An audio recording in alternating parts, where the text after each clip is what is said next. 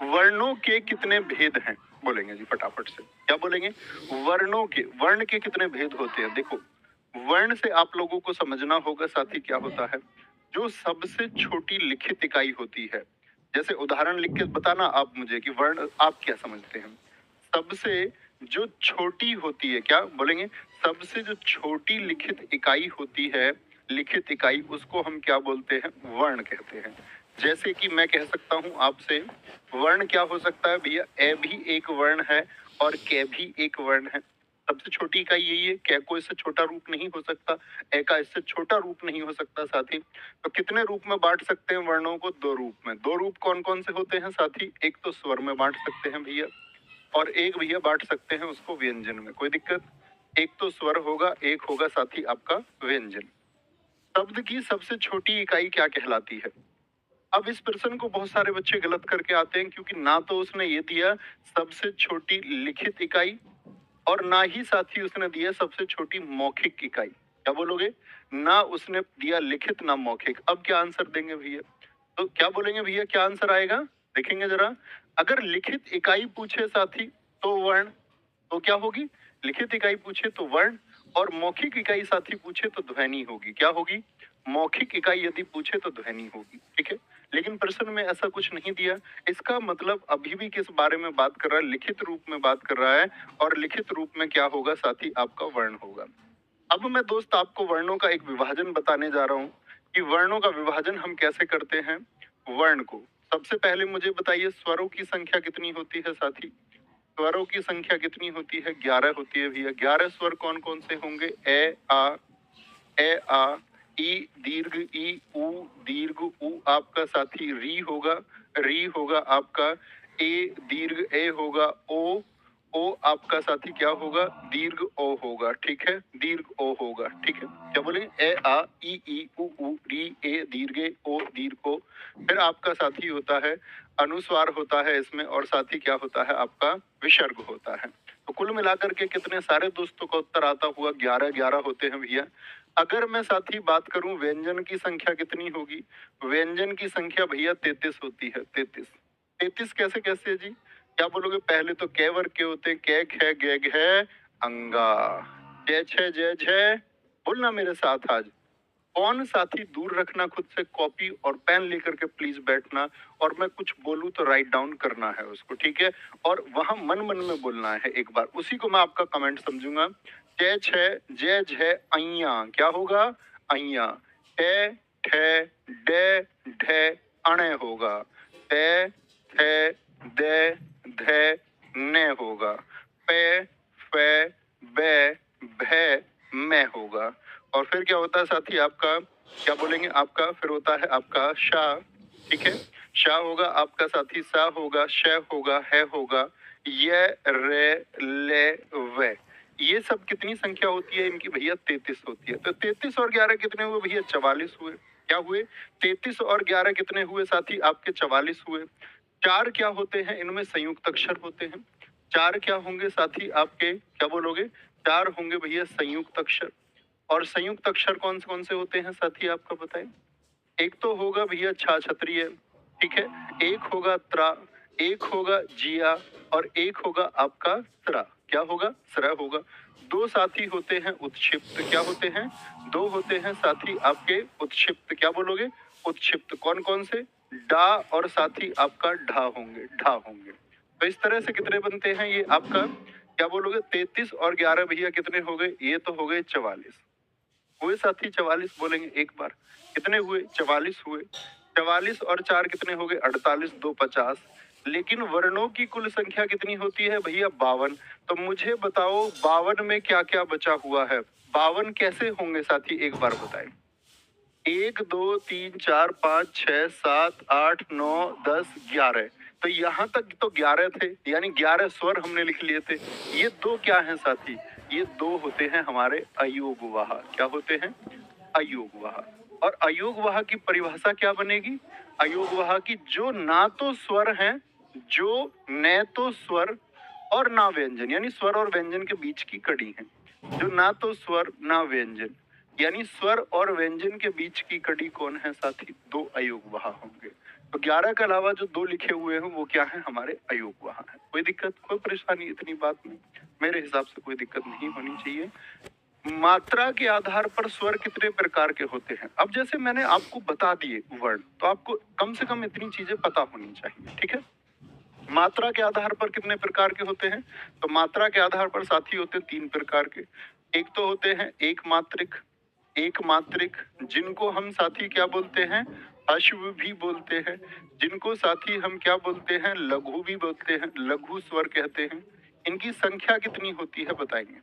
दूसरे होते हैं साथी आपके द्विमात्रिक, जिनकी हम दो मात्राएं चुनते हैं, जिनको साथी हम दीर्घ कहते हैं, क्या बोलते हैं, दीर्घ बोलते हैं। और तीसरे होते हैं साथी आपके प्लुत स्वर, क्या बोलोगे, तीसरे होते हैं प्लुत स्वर, ठीक है, प्लुत स्वर। कोई दिक्कत, बोले जी फटाफट से। यानी स्वर का वर्गीकरण पूछ रहा है मात्रा के आधार पर। स्वर क्या है? स्वर होता है जिसका उच्चारण स्वतंत्र रूप से हो, जिसका उच्चारण कैसे हो, स्वतंत्र रूप से। परिभाषा पूछी जाती है, जिसका उच्चारण स्वतंत्र रूप से हो उसको हम क्या कहते हैं? तो आप कहेंगे भैया उसको हम कहते हैं आपका स्वर। कोई दिक्कत? देखो जी, तो एक मात्रिक कौन कौन से? जो छोटे वाले ए, छोटी ई और आपका छोटा ऊ और री, यानी इनकी संख्या कितनी हुई टोटल? एक मात्रिक स्वर कितने हैं? तो आप बोलेंगे एक मात्रिक भैया 4 हैं। दीर्घ, दीर्घ मात्रिक सारे साथी बताएं कितने हैं? तो आप कहेंगे भैया दीर्घ मात्रिक 7 हैं। 7 कौन कौन से? दीर्घ आ हो गया, जैसे दीर्घ ई हो गई, दीर्घ ऊ हो गया, और 4 संयुक्त स्वर होते हैं, ए ओ और ओ। अभी तो मैंने आपको साथी बताए थे संयुक्त अक्षर, आ, त्रा जिसको हम कशा बोलते हैं, त्रा, जिया और साथी आपका श्रा। ये चारों क्या है मित्र आपका बोलेंगे? इन चारों को हम कहेंगे भैया, इन चारों को हम कहेंगे संयुक्त स्वर। तो आपको हमेशा पेपर में ये देखना है कि संयुक्त स्वर पूछा है या अक्षर। अगर अक्षर पूछे तो इसका मतलब कौन से? कशा, त्रा, जिया और आपका श्रा, जो अभी पीछे दिखाए थे आपको। ये चारों क्या है? ये संयुक्त अक्षर हैं। और ये चारों क्या है? ये चारों संयुक्त स्वर हैं। बात क्लियर है? और प्लित स्वर क्या होते हैं? एक इनमें जितना समय लगेगा बोलने में, उससे 2 गुना समय इसमें लगेगा, और इसके मुकाबले जिसमें 3 गुना समय लगे, ओम जैसे शब्द, क्या बोलोगे? ओम जैसे शब्द जो होते हैं साथी, ओम जैसे शब्द जो होते हैं, राम, हम अगर किसी शब्द को बहुत अधिक उच्चारण के साथ में, अधिक उच्चारण समय के साथ में बोल रहे हैं, ठीक है, कोई दिक्कत, कोई परेशानी? आगे स्वरों का जो उच्चारण होता है व्यंजनों की सहायता से होता है, अनुस्वार की सहायता से, अनुनासिक की सहायता से, या बिना किसी की सहायता के? तो क्या बोलोगे? बिना किसी की सहायता के होता है, बिना किसी की हेल्प के, कोई हेल्प नहीं ली जाती। ओके। निम्नलिखित में से कौन सा दीर्घ स्वर नहीं है? अब आप चुनाव कीजिए। मैंने अभी आपको बताया कि दीर्घ स्वर क्या होते हैं। दीर्घ स्वर होते हैं 7, दीर्घ आ, दीर्घ ऊ होता है, ठीक है, आपका दीर्घ ई होती है, और 4 के 4 संयुक्त स्वर मौजूद करें, देखें कौन सा है, कौन सा दीर्घ स्वर। ये दीर्घ स्वर है या नहीं है? जी भैया है। ये दीर्घ स्वर है, हाँ जी, संयुक्त स्वर में आता है। ये भी संयुक्त स्वर है। तो क्या बोलेंगे ये कैसा है? ये लघु है जी। कैसा है? लघु है। छांट पाएंगे इस प्रकार से यदि प्रश्न बनेगा? जी भैया, हम लोग सेलेक्ट कर लेंगे। निम्नलिखित में से कौन सा संयुक्त स्वर नहीं है?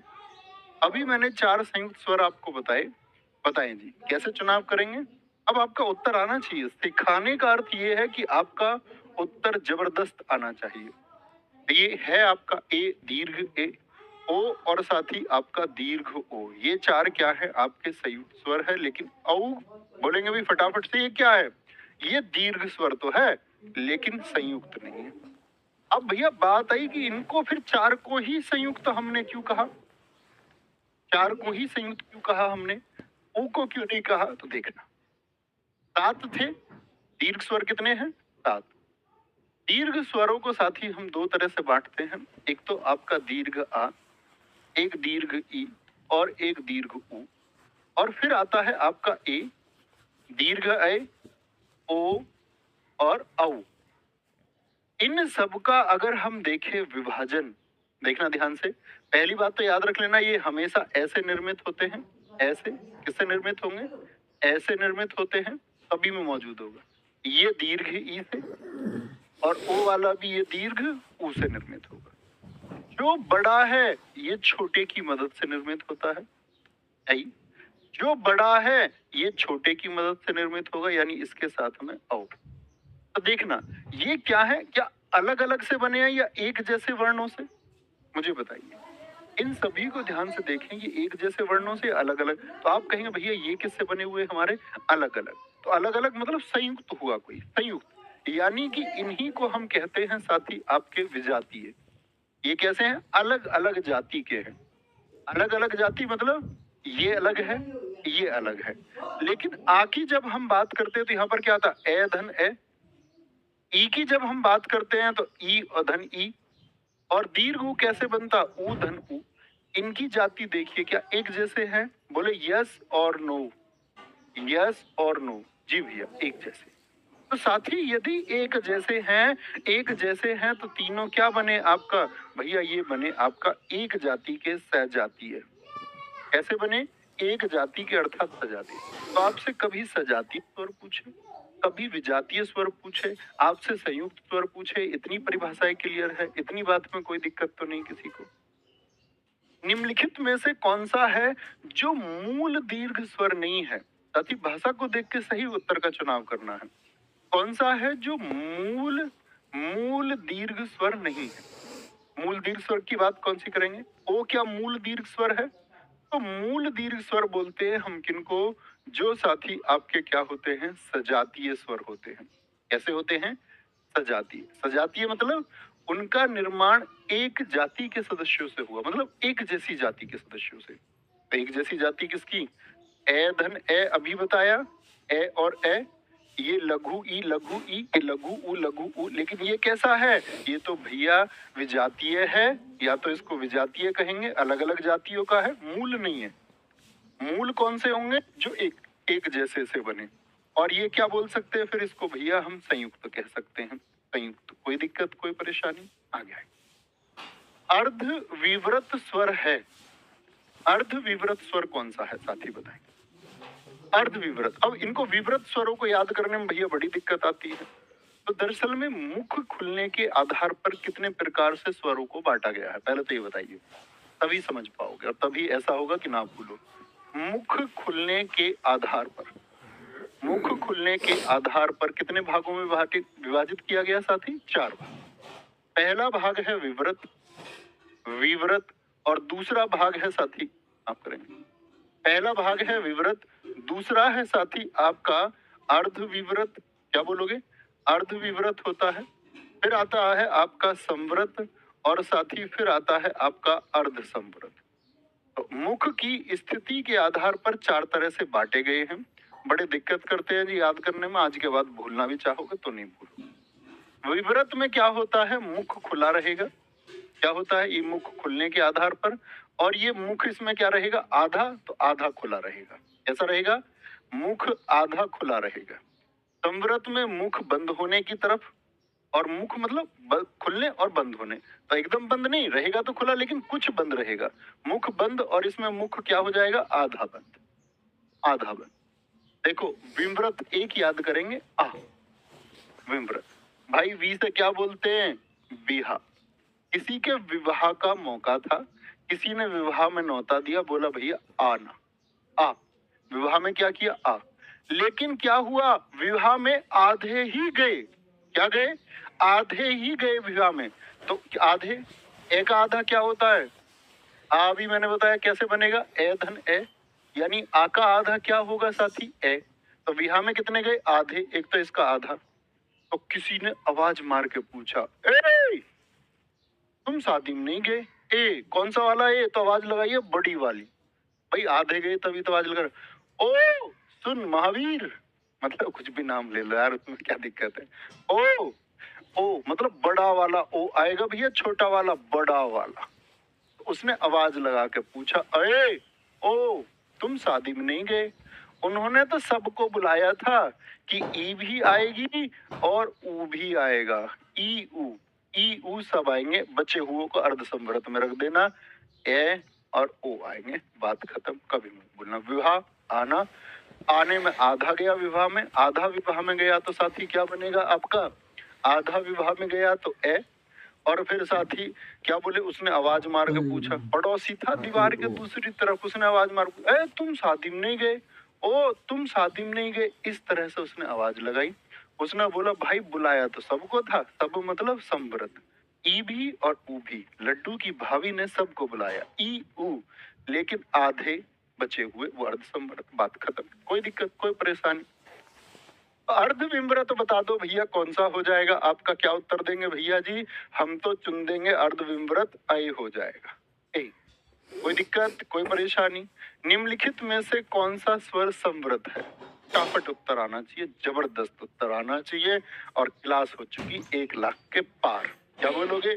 1 लाख के पार क्लास हो चुकी। ये अपने आप में एक गजब नंबर होता है किसी के लिए भी, और ये तुमने पहले भी करके दिखाया है, बहुत शानदार। कौन सा स्वर समव्रत है? आ, औ, ई, आई। क्या बोलेंगे जी? समव्रत कौन सा है? सबको बुलाया था भैया, ई भी ऊ भी, गलती बिल्कुल तो करूंगा ही नहीं। अंतस्थ और ऊष्म वर्ण कितने हैं? अंतस्थ और ऊष्म वर्ण साथी कितने हैं? तो क्या बोलेंगे? अंतस्थ होते हैं भैया आपके 4, और ऊष्म कितने होते हैं? 4। और बहुत सारे साथी उत्तर दे रहे हैं 4। बेटा गलत हो गए आप। 8 वाले मेरे सारे साथी सही हैं। 9 तो नहीं हो सकता ना, 8 होंगे। कौन कौन से होते हैं जी अंतस्थ? ये, रे, ले और वे। और ऊष्म कौन कौन से होते हैं? आपके शा, श, ते और है होते हैं। तो कुल मिला के कितने हो गए? 4 ये और 4 ये। और पूछा ना तो कितने हो गए? 8 हो गए। कितने हो गए? 8 हो गए साथी। 8 उत्तर आना चाहिए। बोलें जी।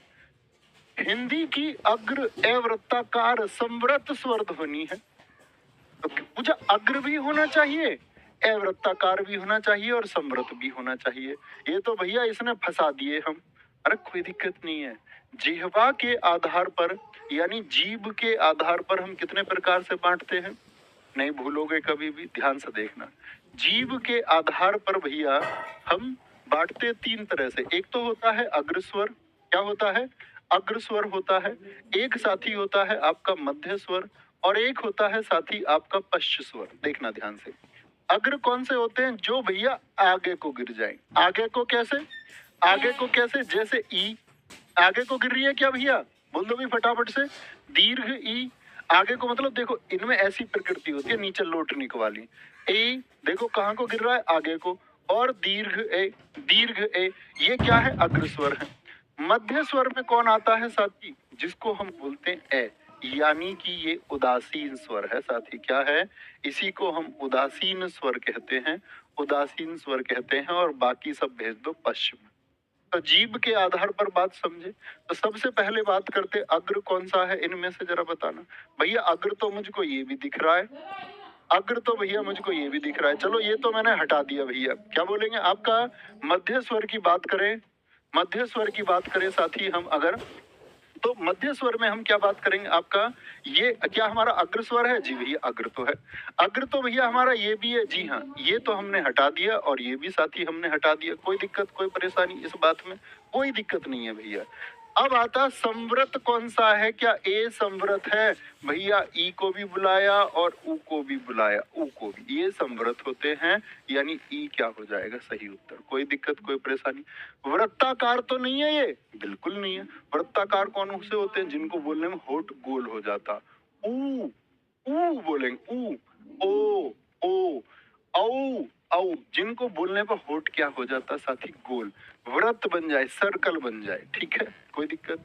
उच्चारण स्थान की दृष्टि से ए और आ स्वर हैं। ए और आ स्वर कैसे हैं उच्चारण स्थान की दृष्टि से, ये बताएंगे। एक सारे लोगों का ठीक उत्तर आना चाहिए कि ए और आ का उच्चारण स्थान। अब सबके उच्चारण स्थान हम क्लियर करेंगे, गलती कभी नहीं करनी। पहले मैंने बोला मुझे पता ही नहीं है जी कौन सा है। मैं तो भाई एक चीज जानता हूँ, सबको लिख लेते हैं। पहले क्या आता? देखो कंठ। कंठ के बाद में आएगा आपका, गले के ऊपर की तरफ जाओगे तो तालु। तालु के ऊपर आएगा मूर्धा, जिसको जब तुम बोलते हो लप लप लप लप तुम्हारी जीभ ऊपर लगती रहती है। कंठ, फिर तालु, फिर मूर्धा, फिर आते हैं दंत। क्या आपके कोलगेट में नमक है? एक मास्टर जी से पूछ लिया बच्चे ने उस पे लाइव क्लास में, कह रहा तुम्हारे कोलगेट में नमक है। मास्टर ने बोला अच्छा तुमको मैं बताऊंगा मेरे कोलगेट में नमक है या नहीं है, फिर सोच लो तुम स्कूल वाले मास्टर जी कैसे करते। ठीक है, मतलब जिसको बच्चे अवेलेबल हो तो वो बड़ी कलाकारी कर देता है। कंठ, तालु, मूर्धा, दंत और ओष्ठ है। तो कंठ में कौन कौन से आते हैं साथी? कै, खे, गे, घे, अंगा, अंगा, ए, आ, है और साथ ही आपका विसर्ग भी। ठीक है, यहाँ पर देखेंगे अभी याद कराएंगे चे, छे, जे, छे, अभी याद कराए थे अइया। और विवाह किसका है, क्या बोला था? ई, दीर्घ ई, ये और शे। फिर आता है आपका चे, के, चे, टे। क्या आएगा? टे, ठे, डे, ढे, अणे। इसकी बहुत जरूरत पड़ने वाली है हम आगे प्रश्नों में। फिर किसका है विवाह? किसका? ईएस का। ईएस क्या बन गया था? ऋषि, री, रे और साथ ही आपका ते। के, चे, टे, ते, थे, दे, धे, ने, ले और शे। फिर आता है पे, पे, बे, भे, में और साथ ही क्या आएगा फिर यहाँ पर? क्या हो गया आपका? बोलेंगे ऊ और दीर्घ। देखने की बात है, ये सब जानते हैं, एक बार थम्स अप करें। और भैया नहीं जानते हैं ये तो फिर कैसे पेपर दोगे भाई? इतना तो जानते होगे। यहाँ आ जाओ, इसमें बहुत सारे बच्चे गलती करते हैं। देखो इसको मैं ऐसे याद कराता हूँ हमेशा आपको, विवाह ऐसे याद रखो। विवाह, विवाह अर्थात वी से हो गया विसर्ग, वह भी तो खत्म हो ही गया। ए और आ गए इसी में, आ में आ किससे मिलकर बनता है? ए से और है भी आ गया। विवाह किसका? ऐसे याद रख लो, ई एस का। ई में आ गई दीर्घी ये और से, और ई एस बन गया ऋषि। भाई जिसकी शादी है वो ऋषि बन गया, वो बन गया ऋषि। तो री और से, आप कहोगे भैया ई भी तो, ई का खेल पहले ही खत्म कर दिया, तो कंफ्यूज नहीं होना। और जब ऋषि बनेगा तो कैसा बन गया? लाश जैसा। पर ऋषि आदमी तो सूख ही जाते हैं कतई, बिल्कुल सूख गया भाई। ले और से, लाश जैसा हो गया भाई, लाश जैसा। अब आप कहोगे भैया आ गया, आ का खेल में पहले ही खत्म कर दिया है, कंफ्यूज होना ही नहीं। तो जब विवाह ईएस का ईएस बन गया ऋषि, ऋषि बन के हो गया लाश जैसा, और फिर भी घर वाले माने नहीं, बारात में ले गए। तो उसकी जो सालियां थी वहां जो बारात में देख रही थी, उसको कह रही ओ ये कैसा दूल्हा मरा सा, एकदम का सा पैंट निकल रही है इसकी तो दूल्हे की। ऊ और ऊ कर रही थी, सब उसका मजाक उड़ा रही थी भाई वहां गांव में। ठीक है, ऊ और ऊ बारात में। तो क्या बोलेंगे? अब कभी गलती नहीं करनी। तो ए और आ का स्थान कौन सा होगा भाई? कंठ वाले, तो कंठे हो जाएगा। क्या हो जाएगा? कंठे हो जाएगा। ए हो गया, आ हो गया, ठीक है, ई हो गए, ऊ हो गया, री स्वर हो गया, री स्वर हो गया। अब आते हैं कौन कौन से स्वर बच गए? ए और दीर्घ। इनका उच्चारण स्थान कहाँ से होगा? कंठ और तालु, इसीलिए इनको बोलते हैं कंठ तालव्य। भैया बच रहे हैं ना चार। ओ और दीर्घ का उच्चारण आप बताएंगे कहाँ से होगा? इनका उच्चारण होगा भैया कंठोष्ठ, कंठ धन ओष्ठ। कारण है, कारण क्या है जी? देखिए, ए किस किस से मिलके बना साथी? ए धन ई से मिलके बना दोस्त। हाँ जी, ए का उच्चारण स्थान क्या है बताइए? कंठ है। और ई का उच्चारण स्थान क्या है? ई एस, ई। तो कंठ और तालु दो से मिलके बना। बोलो भैया हाँ या ना। अगर मैं इसका उच्चारण स्थान देखूं तो ये किस किस से निर्मित होता? ओ अभी बताया ना भाई, संयुक्त स्वर है, विजातीय है, अलग अलग जातियों से निर्मित होगा। तो ए और उ। तो बताइए ए क्या उच्चारण स्थान है? कंठ। और उ का उच्चारण स्थान क्या है साथी आपका? बोलो। सारी की सारी उसको देख के ऊ कर रही थी, तो कंठ और ओष्ठ, कंठोष्ठ। क्या हो जाएगा दोस्त? कंठोष्ठ हो जाएगा, गलती नहीं करनी है। अब सारा काम इससे आगे का इस पे करेंगे हम, ठीक है? बार बार प्रश्न संख्या 12 पर। हिंदी की सध्वनि कैसी है? उत्तर दे दो। विवाह किसका? ईएस का। तो सैसल्जम किस में आएगा? दूसरे वाले में। दूसरा वाला कौन सा था? कंठ, कंठ के बाद में तालु अर्थात तालव्य, समय नहीं लगाऊंगा, तालव्य हो जाएगा। ले और से का उच्चारण स्थान किस स्थान से होता है? ले और से का। विवाह किसका? ईएस का। ईएस बन गया ऋषि, ऋषि बन के हो गया लाश जैसा। चौथे नंबर पे आता है जी लाश। कंठ, तालु, मूर्धा, दंतव्य। क्या हो जाएगा जी? दंत्य हो जाएगा, समय नहीं लगाऊंगा जी। निम्नांकित में से कौन सा वर्ण है जो दंत्य वर्ण है? इस तरह से प्रश्न की प्रकृति आएगी। कौन सा है जो दंत्य है? दंत्य मतलब कंठ, तालु, मूर्धा और फिर दंतव्य। तो दंतव्य में कौन से आते हैं साथी? ते, थे, दे, धे, ने, ले और शे। बाद वाले भी याद रखने हैं। तो क्या बोल देंगे भैया? दे हो गया। गे तो नहीं होगा, ये तो कंठ है। जय छह जय, ये कैसा हो गया? ये मूर्धन्य हो गया। ये आपका क्या हो गया?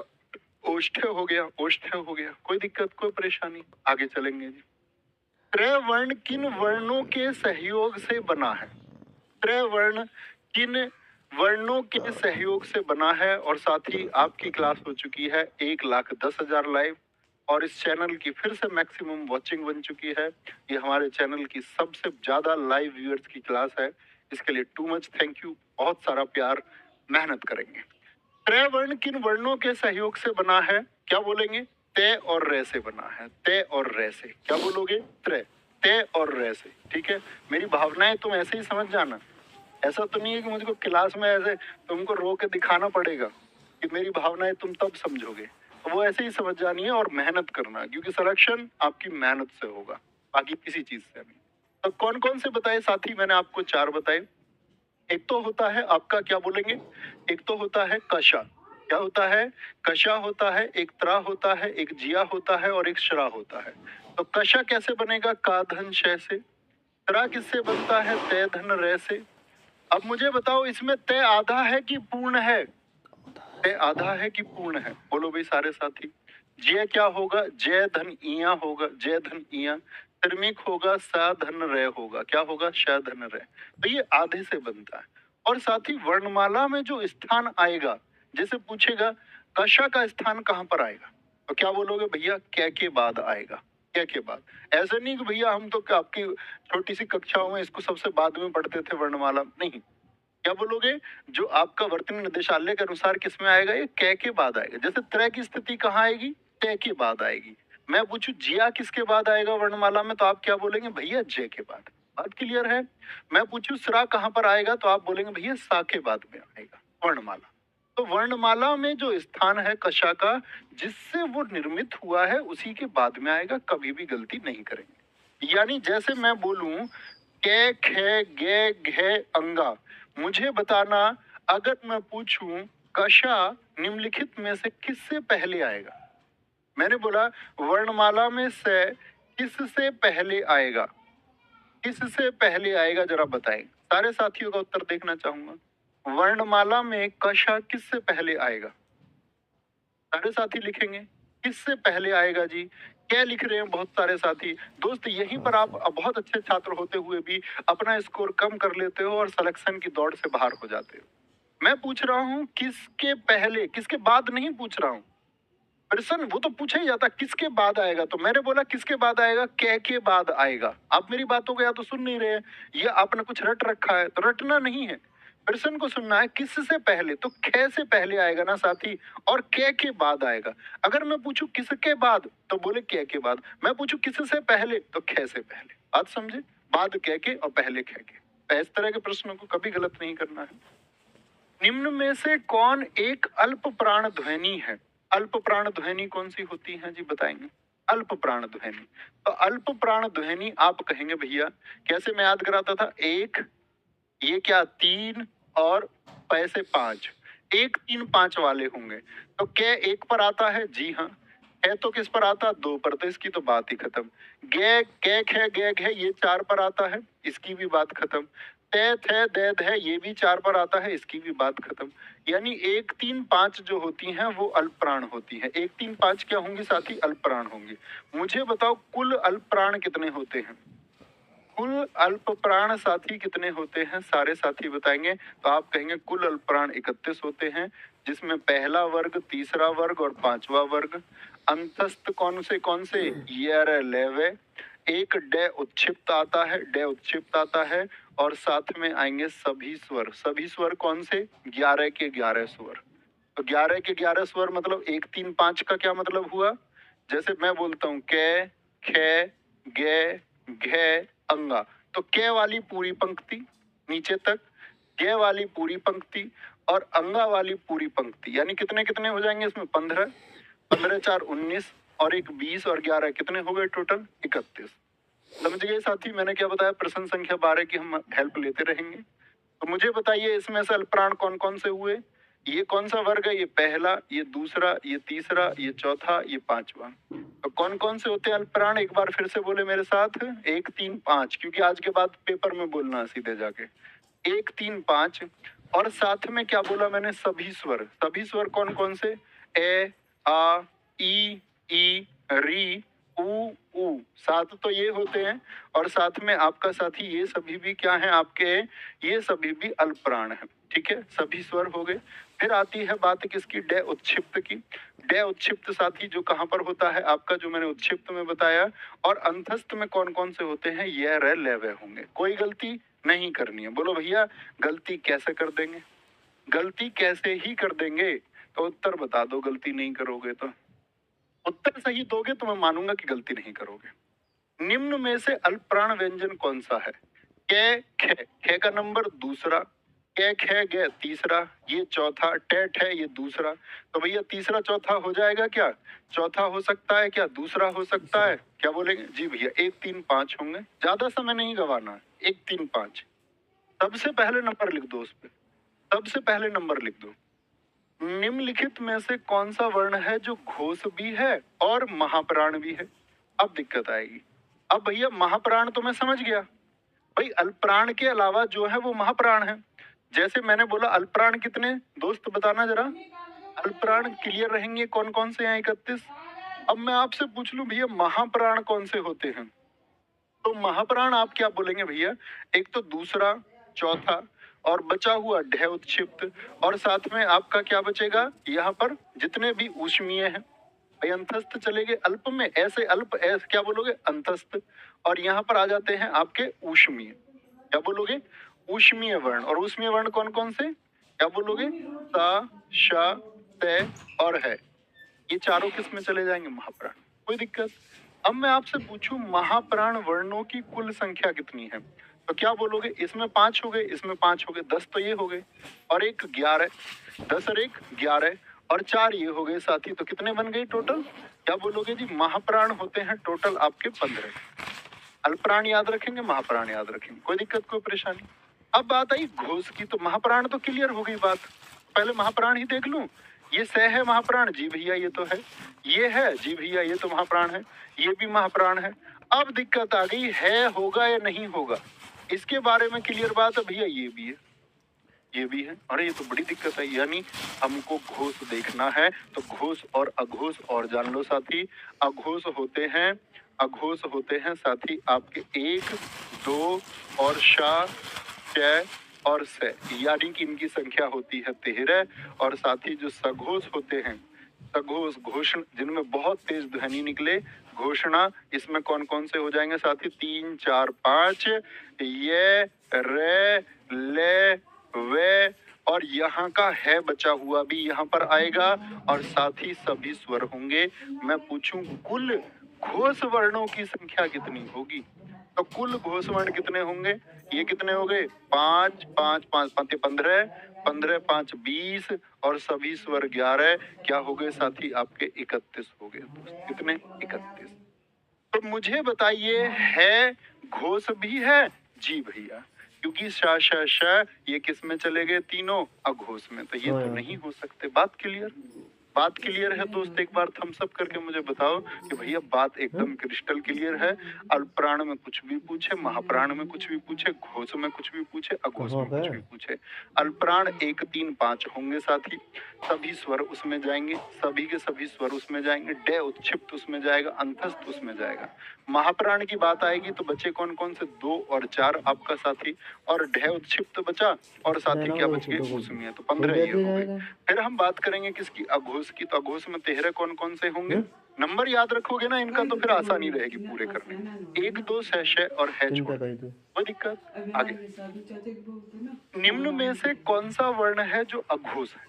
अब परफेक्ट उत्तर आना चाहिए कि अघोष होता क्या है।